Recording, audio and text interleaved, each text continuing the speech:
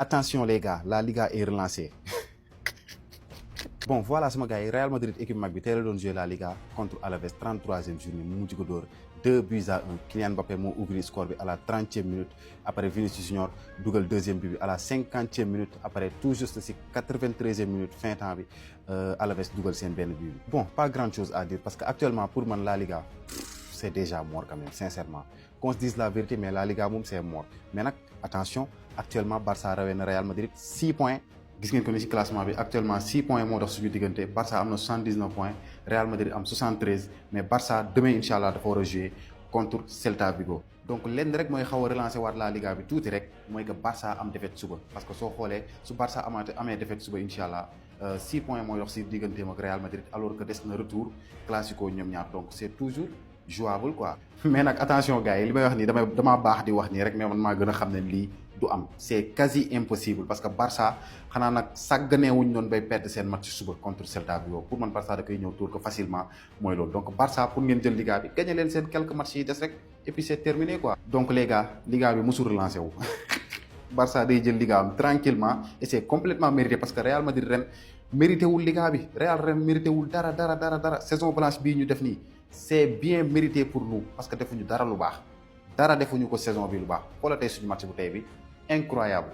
voilà lu merengue yëpp doon xaar mooy une réaction waaye Real Madrid ni mu terminé matcham bi tey bu fekkee nii lay terminé match yi di ñëw bu yàggee moom si bis tey Alaves bu amoon de la réussite match bi mën a demee neneen parce que Real Madrid dafa dugal 2 rek bàyyeeku footballatul fin temps bi bàyyi ak Alaves bal bi Alaves da may occasion mais heureusement pour Real Madrid Alaves mënuñu woon dugal seen occasion yooyu si fin temps additionnel bi c'est Alaves réussir réduire écart bi 2-1. Enfin victoire du Real Madrid après 4 matchs sans victoire 4 matchs 3 défaites benn match nul Real Madrid enfin retrouvé waat na le chemin de la victoire. match bi moom xam naa ne bu ko Real Madrid nuyuloon wala mu perte ko fa la ñuy jaaree tas équipe parce que équipe bu toll ni Real Madrid déjà tegle 4 matchs sans victoire c'est déjà trop waxuma laa nag naroon see tegle 5 matchs sans victoire. mais loolu lépp amu si Real Madrid nag peut remercier ses 2 stars Kylian Mbappé et Vinicius Junior parce que ñoom ñoo nekk les 2 buteurs du match. te ñaari bi yëpp boo xoolee exploit individuel la gën a jege Kylian Mbappé hors de la surface loolu dóor mu dugg. Vinicius Junior aussi tool hors de la surface dóor aussi mu dugg. voilà victoire bi nag permettre na Real Madrid revenir à 6 points du FC Barcelone mais Barça footballagul. donc félicitations aux merengues pour cette belle victoire. victoire du Real Madrid gars yi 2-1 contre Deportivo Alaves.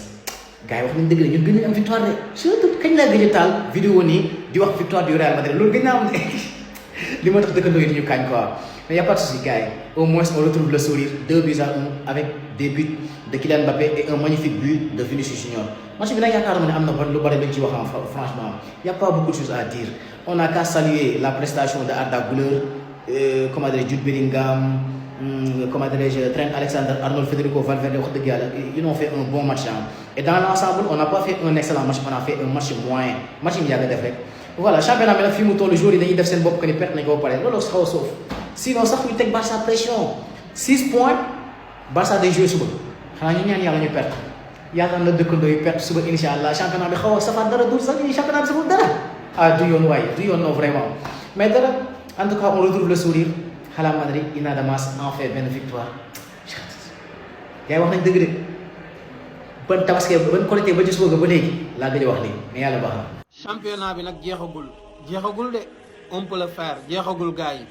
waaw man Barça bala maa xam ne ay góor dëgg lañ ay góor tigi nañ perte seen ñaari match yi di ñëw ñu leeral affaire yi ci classico bi su boobaa nag dinaa xam ne ñoom mën gi ñuy mën di ko wax naan ñoo ko fi mën di ko woote boobaa naa xam ne ñoo fi mën quoi mooy loolu mais nag gagné nañ 2-1 tey face à Alaves match boo xamante ni gis nañ Arda Güler niveau bi vraiment fa mu ko teg foofu la ko teg ba tey un bon match de Arda Güler un bon match aussi de Valverde mais aussi de Vinicius et de Mbappé les buteurs aujourd'hui ñëw nañ tey dugal Vinicius aussi tey bi mu dugalee gis naa mu def benn geste di jéggalu et encore day wane que ni vraiment xam na match bi nga xamante ni nii def na ko contre Bayern Munich vraiment n'est pas à la hauteur de Vinicius Junior bi ñu xam dëgg du def match boobu il s'est excusé nag bi mu dugalee parce que tout simplement xam na ni contre Bayern Munich li ñu ko doon xaare defu ko il a fait un mauvais match te rendre na compte ci loolu moo tax mu dugal ba pare jéggalu supporters yi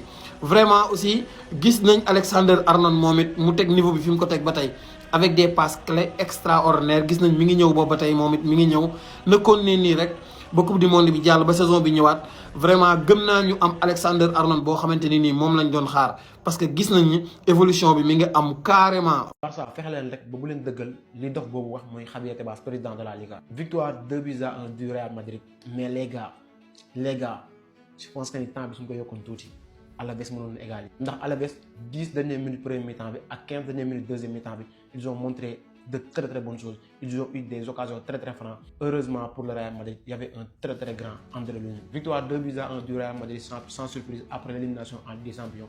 On a vu aujourd'hui Kylian Mbappé a marqué. On a vu aujourd'hui Vinicius a marqué. Et Vinicius, je vous rappelle que depuis le 22 mars, il doublé contre Atlético Madrid, le Godion Dougal sous les couleurs du Real Madrid.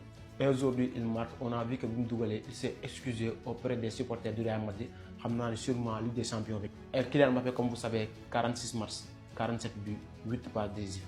Franchement, par là, sur le plan personnel, il fait une top saison. Mais malheureusement, saison blanche. Si vous avez résultat des faits, le Real a 6 points du Barça. Voilà, en sachant que le Barça doit jouer mon secteur de victoire. Donc, victoire obligatoire pour les Catalans. Vous faites qu'ils veulent creuser l'écart contre le Real Madrid. En tout cas, une très belle équipe d'Alaves qui ont montré des choses extrêmement importantes.